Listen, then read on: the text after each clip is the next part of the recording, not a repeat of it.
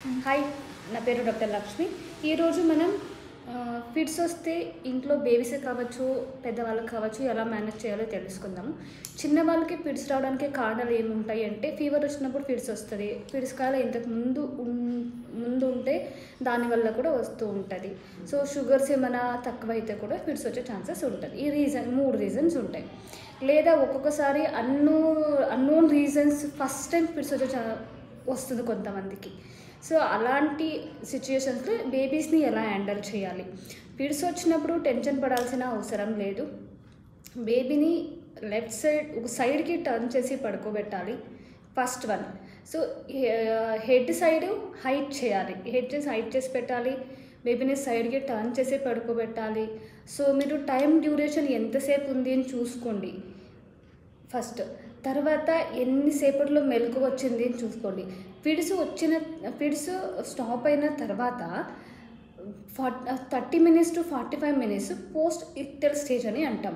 Baby ఆ fits నుంచి recovery అవ్వడానికి టైం పడుతుంది. 30 to 45 minutes టైం పడుతుంది.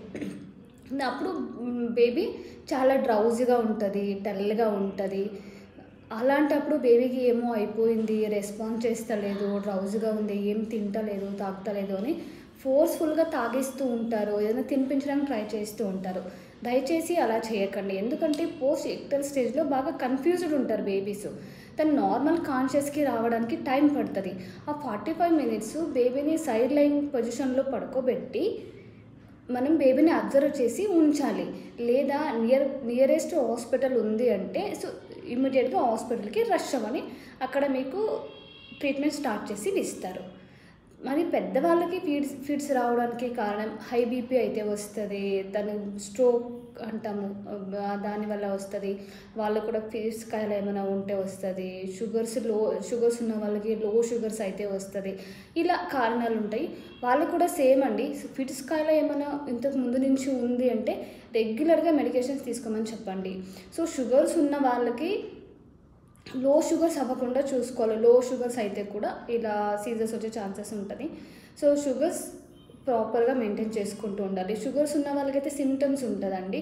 సో లైక్ గిడినెస్ రావడము, స్వెట్టింగ్ రావడము, అలా సిమ్టమ్స్ ఉన్నప్పుడు సో అప్పుడు వాళ్ళు దాన్ని కాన్షియస్గా తీసుకోవాలి. ఇలా అవుతుందంటే మేబీ నా షుగర్స్ లో అయి ఉండొచ్చు అంటే షుగర్ చెక్ చేసుకోవడము. ఒకవేళ షుగర్ తక్కువ ఉంది అంటే వాళ్ళకి షుగర్స్ కంటెంట్ ఉన్న ఫుడ్ తీసుకొని బ్యాలెన్స్ చేసుకోవడము. తర్వాత ఇమీడియట్గా వెళ్ళి డాక్టర్ని కలవడము అలా చేసుకోవాలి. ఎందుకంటే డాక్టర్ని ఎందుకు కలవాలి అంటే లో షుగర్స్ పదే అవుతున్నాయి అంటే మీరు తీసుకుంటున్న మెడికేషన్స్లో ఏదైనా ప్రాబ్లం ఉండొచ్చు, డోసేజ్ ప్రాపర్గా అడ్జస్ట్ చేయకపోయి ఉండొచ్చు. తర్వాత లేదంటే పేషెంట్ మెడిసిన్స్ తీసుకొని ప్రాపర్గా ఫుడ్ తీసుకోకపోయి ఉండొచ్చు. చాలా రీజన్స్ ఉంటాయి. ఇవన్నీ తెలుసుకోవాలి, ప్రాపర్గా ఎవాల్యుయేట్ చేయాలి. సో మరి రీఇన్వెస్టిగేషన్స్ అన్ని చేసి డోసెస్ కరెక్ట్గా ఉందా అని రీచెక్ చేసుకొని అవన్నీ సెట్ చేయాల్సి ఉంటుంది. సో ఫిట్స్ ఎలా వస్తుంది? ఒక మనిషికి ఫిట్స్ వచ్చినప్పుడు ఈ ఫిట్స్ అంటే ఏంటి?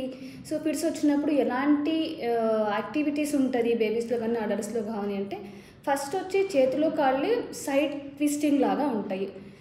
అబ్నార్మల్ జర్కింగ్ మూమెంట్స్ ఉంటుంది. అది ఒకటి అబ్జర్వ్ చేసుకోండి. తర్వాత ఐబాల్ అప్రోలింగ్ ఉంటుంది. కళ్ళు పైకి చూస్తున్నట్టు ఉంటారు. సో రెస్పాండ్ చేయరు. తర్వాత నోటి నుంచి కూడా నురుగొచ్చే ఛాన్సెస్ ఉంటుంది ఒక్కొక్కసారి. దాన్ని కూడా ఫిట్స్ అని అంటాం. ఒక్కొక్కసారి కొంతమందికి మౌత్ అంతా సైడ్కి పోతూ ఉంటుంది. సో దాన్ని కూడా ఫిట్స్ అని అంటాము మనము.